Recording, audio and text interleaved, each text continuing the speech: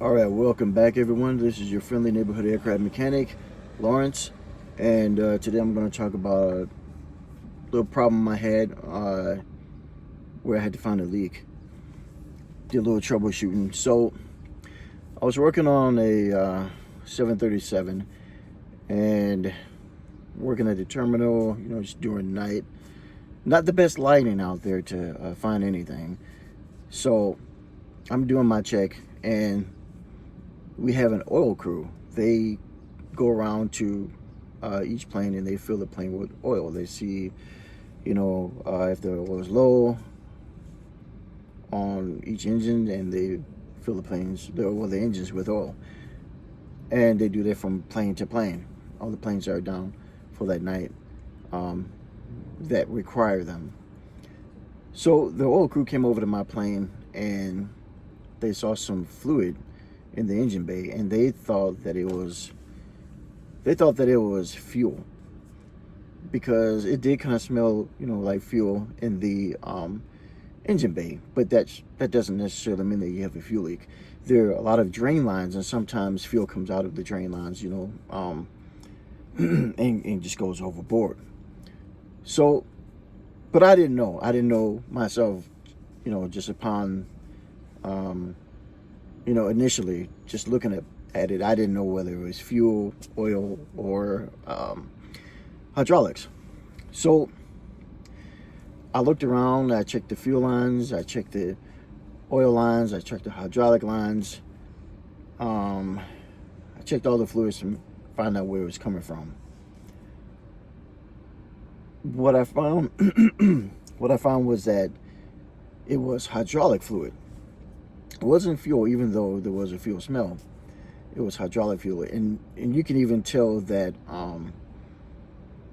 it was hydraulic fluid because some of the paint on the plane was missing. And if you know anything about hydraulic fluid, we use Scotch on all the planes, and it's highly highly corrosive. I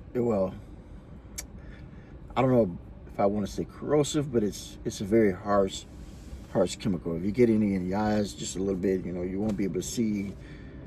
It'll burn. You won't be able to see for at least 5 minutes tops.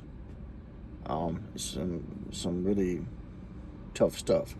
So you definitely want to you definitely want to protect yourself and wear gloves, and you want to wear some eye protection when you're working with hydraulics, because it can ruin your day. So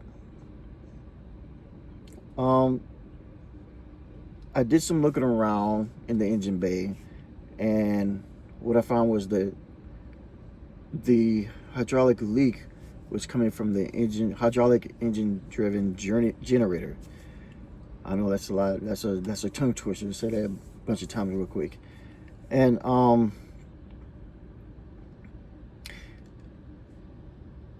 at first you never know, what kind of problem you have. And so, I tell them, the crew chief and the supervisor inside, what's going on. Hey, this is where the leak is coming from. And at that point, none of us know. We don't know if the plane's going to have to go to the hangar, or if it's going to, may need a whole new, pump. It may need a whole new generator. We don't know that. We don't know if it does or if it doesn't. So I kept, looking around, and what I found was that it was the V-band clamp that goes around the generator, where the generator goes into the into the accessory gearbox. That was loose. So I took a screwdriver, and I found out that it was loose, so I just tightened it up. And after I tightened it up, then they did. The engine crew guys came out. These are the guys that, the engine run guys. These are the guys that, not the engine crew, my bad. Those guys that actually they work on the engines. But the engine run guys came out, and they ran the engine for me, and I took a look underneath the engine after they ran it for me, and I didn't see any leaks. So that avoided the plane going to the hangar. because it could very well have been coming from the uh, generator itself. But after that, I tightened up that V band. I couldn't see any. I cleaned everything up real good. I couldn't see. Um, I didn't see any more leaks. So that just goes to show you sometimes you can have a problem that seems like it may be a huge problem to begin with, but once you start looking around and um, things turned out to where it wasn't as bad as we thought. And when you put that problem in the computer, uh, the computer goes, that line goes red, and the supervisor knows about it, the crew chief knows about it, crew chief at the hangar knows about it. They're all on standby. Whoever else in the tower, they know about it. People in Dallas, they know about it, and they're all waiting to find out what's going to happen, just in case they need to move that aircraft, or if we need to change the generator, whatever we have to do. So in this case, well, fortunately, we didn't have to do that. But you never know. I mean, sometimes it's very deceiving, because sometimes you can have a problem that looks like, oh, this is a bad problem, but it turns out to be okay. Sometimes you have a problem where it looks like, oh, it's not a big deal, but then when you take a closer look, and you go, oh my God, this is this is not good, and it turns out to be a bigger problem. But sometimes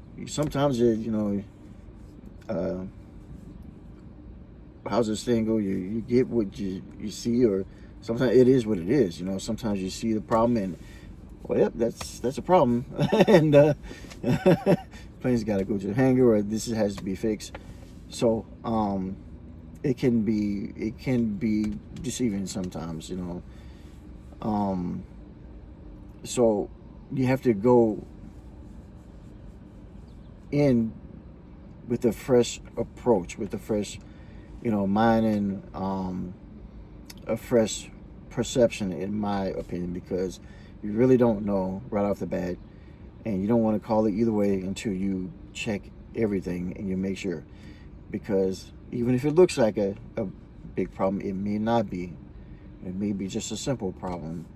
So you just want to make sure you check everything, and make sure that that's not the case. I mean, it happens. We have all kind of scenarios that that come up, and like how this problem came up. I didn't initially have that problem with my when the plane came in. The pilots didn't write anything up like that. They wouldn't have known. They didn't look inside the column and check or anything. They do their walk around and their inspection before every flight and after every flight. But there wasn't anything dripping like where it was obvious. Like it was, there may have been a little bit of fluid, but it wasn't like nothing gushing out. Especially like if you run the hydraulics, that's what, 3,000 pounds of pressure, and if you don't see anything, shooting out after that, then it's definitely not an issue. So and actually, while I'm on that subject, there's actually we have limits for everything. So let's say that we do have, this one didn't leak a whole lot, it was just fluid there, but let's say we did have something leaking, a fuel leak, or some other type of leak, hydraulic or oil. There's limits to it. So then we look up the limits, and they will tell you in the manual how many drops per second are allowed. Believe it or not, maybe it's 36. I'm just using this hypothetically. Maybe it's 36 drops per minute or something like that. So you just have to look at the limits, and if it's within limits, then it's okay. If it's not within limits, it's not okay. Then you have to do some maintenance. Some maintenance is required. So it all just depends on what the parameters are as far as that goes. So that was my that just happened to be one of the things that occurred while I was working on my plane, and I had to do a little troubleshooting. And fortunately, I was able to fix the problem, and the plane didn't go down this time. So I just wanted to share that with you guys, a little troubleshooting. Thank you for watching. Subscribe, give me a like. Have any comments, questions, anything, just let me know. Thank you.